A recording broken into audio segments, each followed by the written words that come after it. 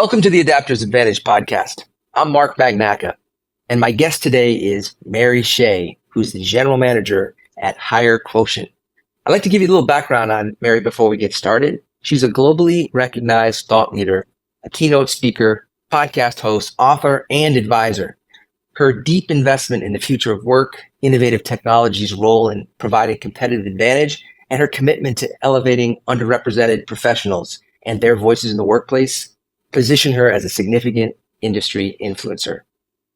She's been featured in a wide range of publications from the Wall Street Journal to Forbes, and she wrote the foreword to our new book, The Digital Sales Revolution, How Digital Sales Rooms Can Transform Your Buying and Selling Journey. So Mary, welcome back to the podcast. Mark, it's so wonderful to be here, and I couldn't be more enthusiastic to spend a little bit of time with you today. I'm going to start off with a seemingly innocent and simple question.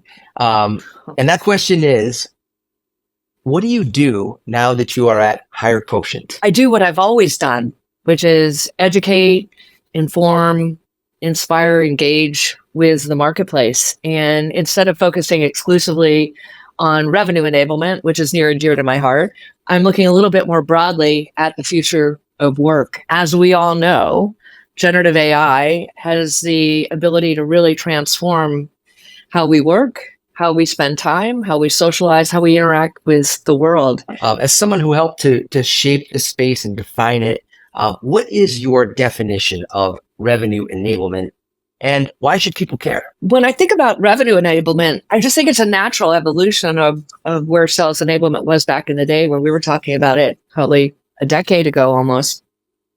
When you think about how buyers buy, they don't buy just through the direct selling channel. They really buy through a range of different, formats, right? That could be through a partner, ecosystem partners. You and I talked about partnerships. More important than ever to have that port in the storm in a tough economic environment. They can go on to marketplaces. We all know the hyperscaler marketplaces, and you can go on and actually purchase products and solutions there. They could buy from a direct seller, and they can actually go on to a marketplace or a website and purchase there. So when I think about revenue enablement, it's really enabling anyone on the go-to-market team who interacts with customers and prospects to help them have more effective conversations. And effective conversations lead to closed business, and that's what we're all looking for. What do you think separates some of the top performing platforms, those that might be categorized as a leader in this space? First of all, congratulations on how Lego did on the revenue enablement recent wave. You did extraordinarily well, and I was not surprised, but it was always great to see. I think of technology providers and companies that are leading in these evaluative research papers that Gartner and Forrester do, and others as well, are organizations that really focus on creating a UI and user experience that's easy to use, right? An organization that is committed to doing deep integrations and having strategic partnerships, because if you have to toggle from one app to the next app to the next app to the next app, you're losing the efficiencies you're gaining by using some of these revenue enablement tools. They're really focused on innovation and R&D.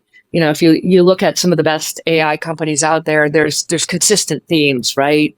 They're using data to make decisions. They're insights driven.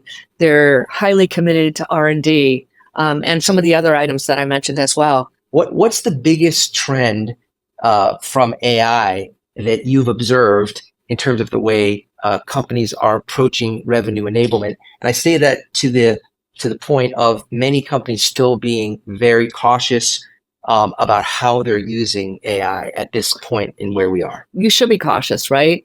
But don't be so cautious that you're sitting on the sidelines and losing your competitive edge.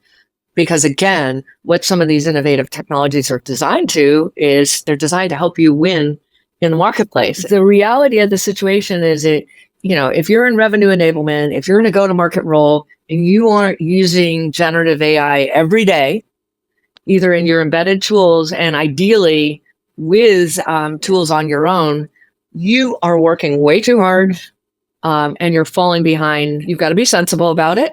And you can't expect it to be a panacea for everything, right? There's a level of personalization and customization that you need to apply when you use it. And if you use it sensibly and in strategic ways, you're going to find that things that used to take 2 days will now take 2 hours. Things that used to take a week will now take a day. It's really about helping sellers deliver a better experience to buyers. Because when you do that, you're going to have shorter sales cycles, you're going to have happier, more informed prospects, and you're going to transact deals quicker at higher order values. What's your experience been when you talk about, okay, you've bought this platform, you're bringing these things together, it's in one spot for sellers to be able to engage in buyers. How did you help them think about ROI? Metrics and ROIs are tough. And oftentimes when I consult with organizations or advise them, I'm coming to the conversation thinking, I wonder if they actually really do have the right metrics in place, if they're actually looking at metrics that really indicate positive change for the business. And oftentimes they don't. It's about how can I create greater efficiencies and effectiveness so that each seller can do 1 to 2 more meetings a day, that in those meetings they're 3 to 4 clicks more effective than they were prior to having that solution. I want to ask you about one other group. You described that vision that you did share back in 2016 with the whole consultative seller, and you talked about how so many of the transactional sellers were going to just basically go away. What about for people in the role of enablement? Those enablement professionals who are in charge of everything from onboarding in many cases to going all the way through the product cycle, helping people get up to speed, get certified, and then start their engagement with prospective customers, existing customers, and then being able to share best practices among the team. Because you're dealing with smaller sales forces and buyers are buying across a range of different channels, you've got to get this productivity level up, right? It's not okay for me to make my number now with 20 or 30% productivity. It's just not. I do think sales teams and sales organizations will be and are in the process of being much smaller, but they're going to be much more effective. The role of the enablement professional is absolutely crucial. So if you think about the whole employee cycle, it really starts with talent and the recruiting process and the candidate experience, of which I'm really focused on now.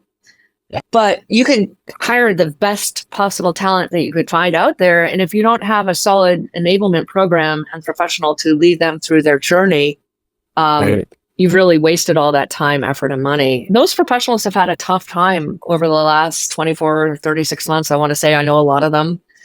Some of them are still on the beach, but I think we will see a resurgence in focus on the importance of enablement and that enablement professional in helping sales organizations get to this productivity level that I think is essential.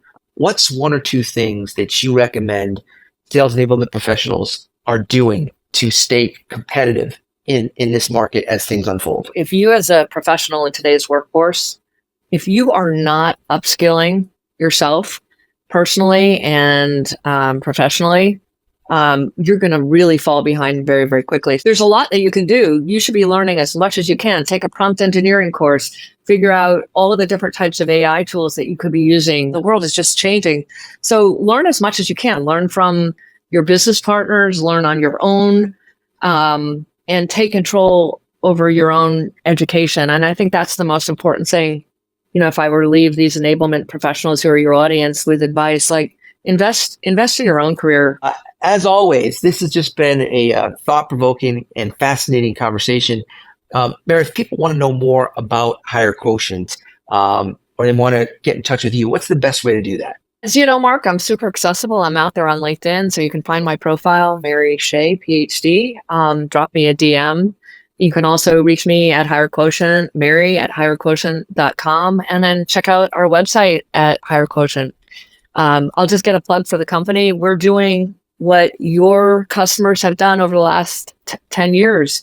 Marketers became digitally transformed with marketing automation back in the early 2000s, 2015.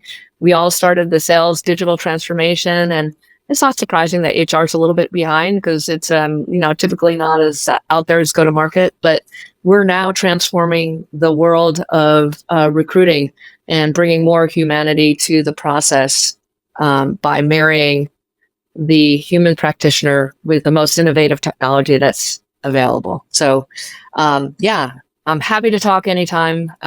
Just reach out. Mary, thanks again for joining the podcast, and look forward to continuing this conversation. Thanks for the opportunity, Mark. Talk soon.